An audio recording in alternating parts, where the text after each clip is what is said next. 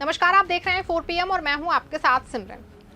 दोस्तों, खुद को सबसे मजबूत लोकतंत्र बताने वाले अमेरिका में वोटिंग मशीनों की धांधली का गंदा खेल सामने आया है। दावा किया जा रहा है कि डोनाल्ड ट्रंप ने कमला हैरिस की जीत को कथित तौर पे चुरा लिया है। हालांकि इस खबर के वायरल होते ही हड़कंप मच गया है।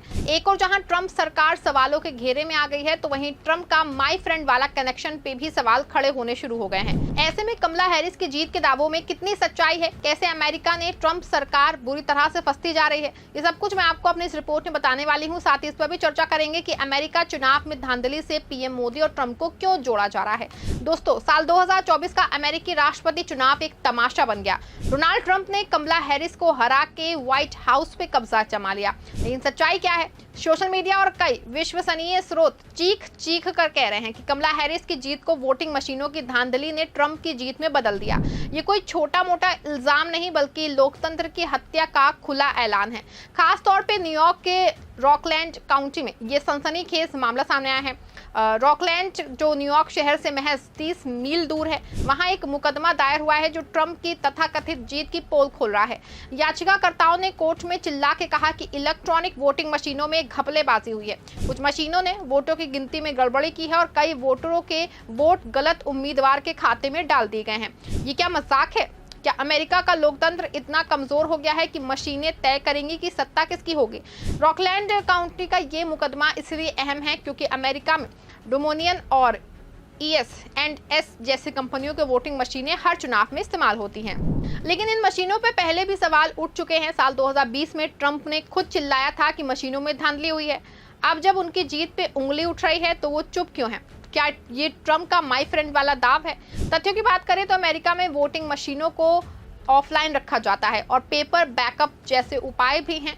लेकिन रॉकलैंड काउंटी में याचिकाकर्ता कह रहे हैं कि सॉफ्टवेयर अपडेट्स और टेस्टिंग में गड़बड़ियां थी। ये केस अभी कोर्ट में है और इसका नतीजा ट्रंप की जीत की सच्चाई को बेनकाब कर सकता है। वहीं दूसरी ओर अगर अपने देश की बात करें तो नरेंद्र मोदी की सरकार ने वीवीपैट और मतदाता सूची के जरिए लोकतंत्र का गला घोटने का आरोप लगा रहा है। विपक्ष का आरोप रहा है कि वीवीपैट का इस्तेमाल 1990 के दशक में हो रहा है, लेकिन मोदी राज में ये मशीनें जनता की आवाज नहीं बल्कि बीजेपी की जीत का हथियार बन गई हैं। विपक्षी दल खास के कांग्रेस और समाजवादी पार्टी बार बार चीख के कह चुके हैं कि वीवीपैट में धांधली हो रही है, लेकिन मोदी सरकार इन इल्जामों को खारिज करती रही है। बता दें आपको, साल 2024 के लोकसभा और हरियाणा महाराष्ट्र के विधानसभा चुनाव का मुद्दा सामने आया था। कांग्रेस के नेता राहुल गांधी ने महाराष्ट्र के चुनाव को मैच फिक्सिंग का नाम दिया और साफ साफ कहा कि वीवीपैट की धांधली से बीजेपी ने सत्ता हड़पी। उन्होंने चेतावनी दी कि लोकसभा में इंडिया गठबंधन ने महाराष्ट्र में शानदार प्रदर्शन किया था, लेकिन विधानसभा में अचानक बीजेपी को भारी जीत मिल गई। ये कैसे संभव है? राहुल गांधी ने इसे चुनाव चुराने का खुला खेल करार दिया और मतदाता सूची में फर्जीवाड़े का भी इल्जाम लगाया। राहुल गांधी ने मांग की कि मतदाता सूची को सार्वजनिक किया जाए और शाम 5 बजे के बाद की वोटिंग की वीडियोग्राफी दिखाई जाए। उनका कहना है कि मतदाता सूची में बड़े पैमाने पे हेराफेरी हुई, फर्जी वोटर जोड़े गए और असली वोटरों के नाम काट दिए गए। हरियाणा में भी यही हुआ। कांग्रेस ने इल्जाम लगाए, यहाँ बीजेपी ने अचानक जीत हासिल की। ये क्या तमाशा है? मोदी जी, क्या आपकी सरकार ने जनता की आवाज को ईवीएम की धांधली से कुचल दिया? लेकिन मोदी सरकार का पलटवार कितना हल्का है। भारत निर्वाचन आयोग ने इन इल्जामों को खारिज करते हुए कहा कि ईवीएम पूरी तरह सुरक्षित है। उसकी बात पे कौन यकीन करेगा? ECI ने राहुल गांधी को टोका और कहा कि बिना सबूतों के इल्जाम मत लगाइए।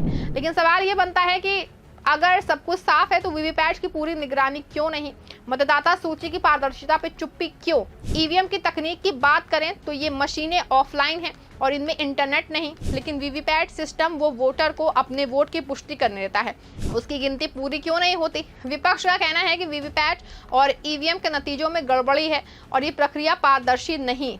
वैसे तो कांग्रेस का आरोप रहा है कि मोदी सरकार की इस चुप्पी से साफ है कि वो सच्चाई को दबाना चाहती है। बता दें आपको कि अपने पीएम मोदी और ट्रंप की यारी दुनिया जानती है। 2019 और 2020 में हाउडी मोदी और नमस्ते ट्रंप जैसे तमाशों ने इनकी दोस्ती को दुनिया के सामने परोसा।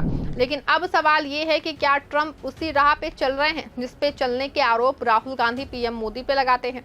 राहुल गांधी और विपक्ष चीख चीख के कह रहे हैं कि मोदी जी ने ईवीएम और मतदाता सूची के जरिए लोकतंत्र का गला घोटा। अब अमेरिका ने भी ट्रंप की जीत पे सवाल उठ रहे हैं और वोटिंग मशीनों की धांधली का इल्जाम लग रहा है। ये क्या सहयोग है? या दोनों नेताओं की साजिश। बता दें आपको, राहुल गांधी ने एक और तीखा हमला बोला था जिसमें उन्होंने कहा था कि ट्रंप के एक फोन कॉल पे मोदी जी ने सरेंडर कर दिया। ये बयान कश्मीर मुद्दे पे ट्रंप के मध्यस्थता के दावे से जुड़ा था, लेकिन असली सवाल ये है कि क्या मोदी और ट्रंप दोनों ही लोकतंत्र को अपने फायदे के लिए कुचल रहे हैं। मोदी सरकार पे ईवीएम धांधली के इल्जाम सालों से लग रहे हैं और अब ऐसे ही सवाल उठ रहे हैं ट्रंप पर।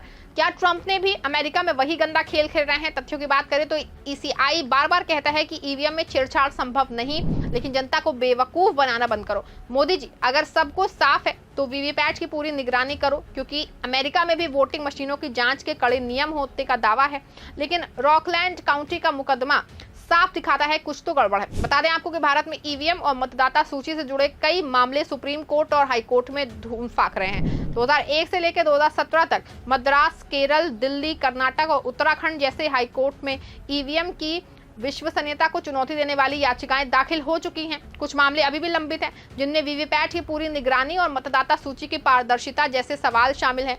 बता दें आपको, साल 2019 में सुप्रीम कोर्ट ने कहा था कि वीवीपैट की निगरानी बढ़ानी चाहिए ताकि जनता का भरोसा बन रहा है, लेकिन मोदी सरकार इस पर चुप क्यों है? वीवीपैट की पूरी निगरानी से सच्चाई सामने आ सकती है, लेकिन इसके लिए कोई ठोस कदम अब तक नहीं उठाया गया है। बता दें आपको, मतदाता सूची में फर्जी नाम जोड़ने और असली वोटरों के नाम काटने के इल्जामों से जुड़े केस भी कोर्ट में हैं, लेकिन अभी इस पे फाइनल डिसीजन नहीं आया है। राहुल गांधी ने इन मुद्दों को बार बार उठाया, लेकिन ईसीआई का कहना है कि विपक्ष बिना सबूतों के इल्जाम लगा रहा है। अरे ईसीआई साहब, जनता को जवाब दो। अगर सब कुछ साफ है तो मतदाता सूची और वीवीपैट की पूरी जानकारी क्यों नहीं? ऐसे में साफ है कि चाहे अमेरिका में रॉकलैंड काउंटी का मुकदमा हो या भारत में ईवीएम और मतदाता सूची का घोटाला, दोनों जगहों पे दुनिया के दो बड़े लोकतंत्र को लेकर सवाल खड़े हो रहे हैं। चाहे हमारी मोदी सरकार पे ईवीएम धांधली के इल्जाम सालों से लग रहे हों और अब ट्रंप भी उसी राह पे है। बता दें आपको कि दोनों देशों में विपक्ष के अलावा नेता विरोधी दल भी इस मुद्दों को उठा रहे हैं, लेकिन सवाल ये है कि क्या इसी तरह का इल्जाम लगना किसी भी बड़े लोकतंत्र के चेहरे पे धब्बे जैसा नहीं है? क्या इस तरह के इल्जाम ना सिर्फ सरकारों की छवि को भी खराब कर रहे हैं, बल्कि पूरे लोकतंत्र की प्रणाली पर भी सवाल खड़े कर रहे हैं? अगर जनता के फैसले को चुनाव आयोग या उसकी मशीनें गलत तरीके से पेश करेंगी तो क्या लोकतंत्र जीवित रहेगा? क्या अगर चुनाव में धांधली करके सरकारें बन रही हैं तो ये सीधे सीधे जनता के अधिकारों का हरण नहीं है? आपको क्या लगता है, क्या मोदी सरकार और ट्रंप की सरकार पे जो आरोप लग रहे हैं वो सही हैं? क्या इंडिया में ईवीएम में धांधली हो रही है? आपकी जो भी राय है कमेंट में जरूर लिखिएगा। इस खबर को लाइक और शेयर भी जरूर करिएगा।